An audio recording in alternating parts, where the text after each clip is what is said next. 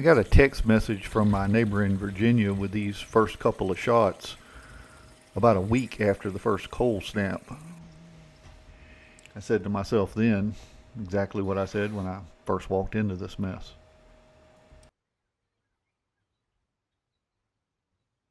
Well, what do you know? My storage building had plumbing in it. I found a drill in the shed and a supersized drill bit. I guess we're going to drill some holes, see if we can drain this water out.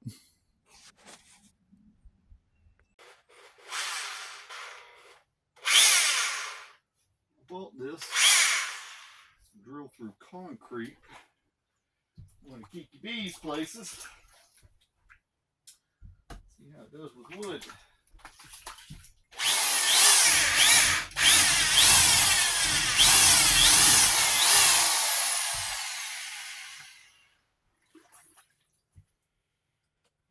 Here's a drain hole. Now we get to dig up the line and see if we can figure out what happened.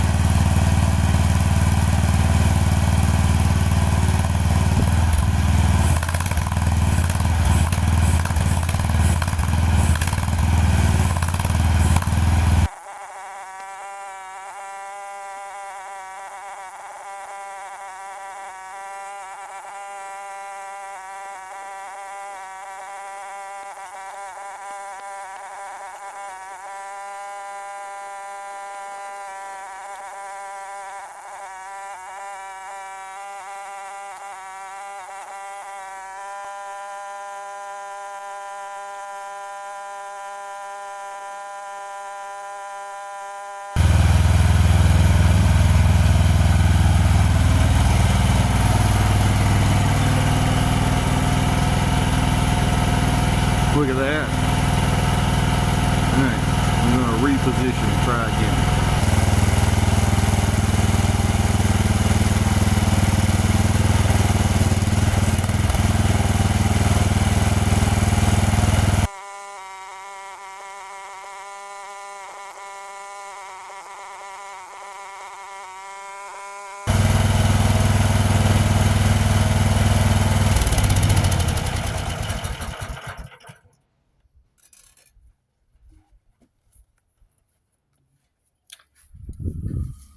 Oh boy, oh boy, oh boy, oh boy. Looks like there's a box in there. Yay! New surprises. Just what I wanted.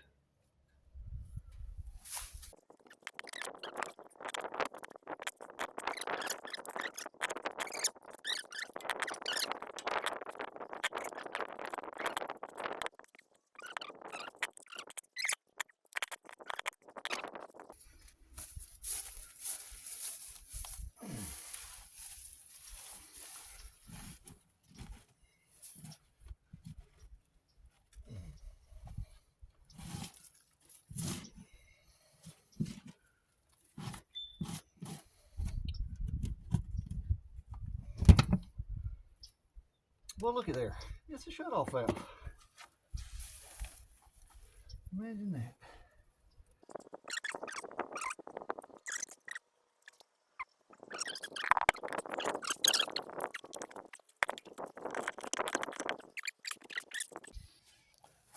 You will notice that I am using a different pair of cutters now. Or you might not have noticed they're black too. But this is one of my little peculiar habits.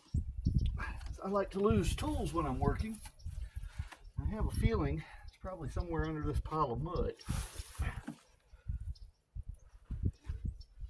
That being said, my friend Mike, who did the original plumbing here, he was really good about doing two things: buying lots of extra parts and lots of tools.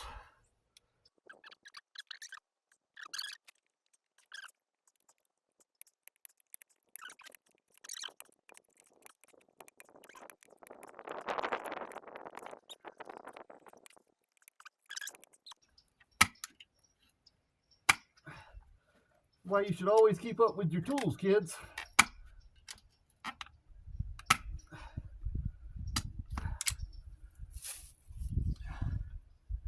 Otherwise, you might wind up having to do something stupid like this because you've lost them.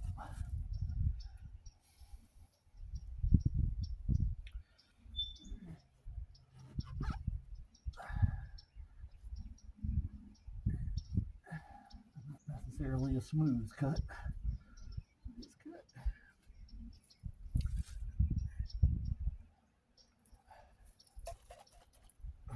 That's not one. I'm going to be purple.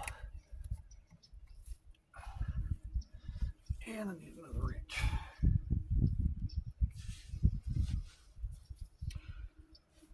This is why I never recommend becoming a plumber. It's a dirty, thankless job.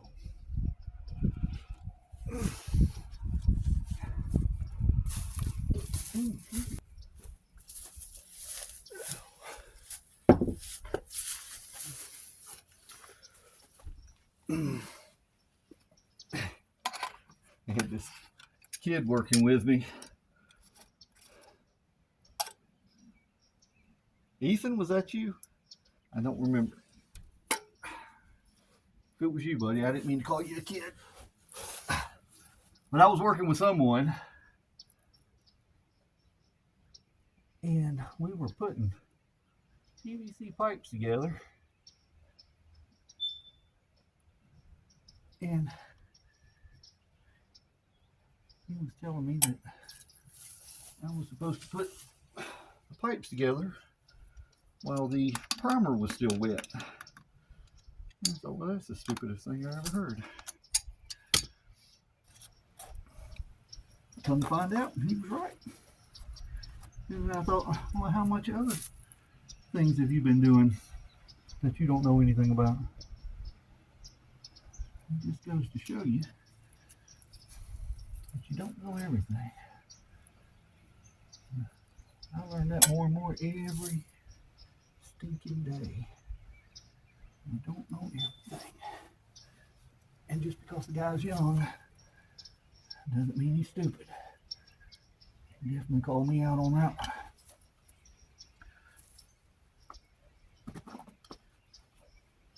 one. All right. Crisis avoided. Now, hopefully, I will have this video for as long as I am around, and I will know where this pipe is if I ever need to find it again. The great thing about the internet lives forever. Of course, somebody will probably AI me putting this pipe somewhere else, and we'll never be able to find it again. Oh well, such is life. My neighbor Adam had to come out here and dig this box up when he saw the water shooting out from under my house.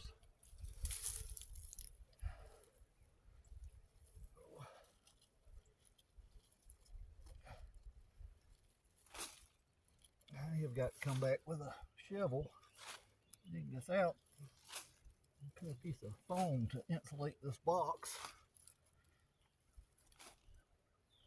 Let's see what we got here.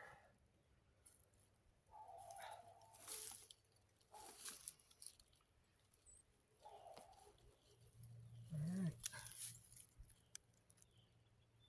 I don't hear it shooting out, but it's a long way off. So let's go see. I was out here on a different project and needed a ladder, and look what I found. There's those cutters. I thought had gotten buried in the dirt, but they weren't down there. They were up there. Sounds about right.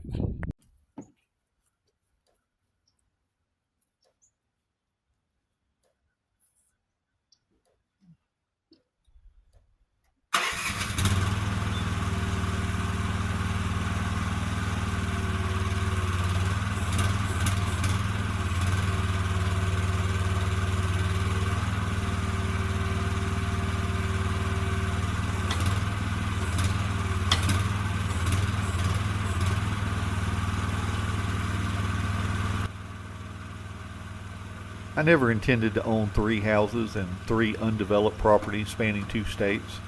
And that's just how things worked out. My first personal construction project was a tiny house. You can see the building logs of that on Facebook in my albums. My parents gave me a property on the Clinch River to put it on, but that 192 square feet got cramped really fast. When this property was offered to me by dear friends in the church, I saw an opportunity for some space and a good investment on Copper Creek, an offshoot of the Clinch, about 45 minutes from the first property. My friends had never finished the house and had suffered at the hands of some shady contractors. But before we could get all their stuff moved out and any real work done to it, the final piece of property just kind of fell in my lap. It was a house that my mom and dad had built and sold that connected to the property they gave me. It had sentimental value, and the guy who bought it from them had defaulted on a personal loan. The new owners wanted nothing to do with the place. So there you have it. 3 houses and 3 residential properties in various states of disrepair. If you enjoyed this video and want to see what's going to break next and how I'm going to repair it and whatever I'm going to mumble about in the process, hit that subscribe button and let's fix some stuff together.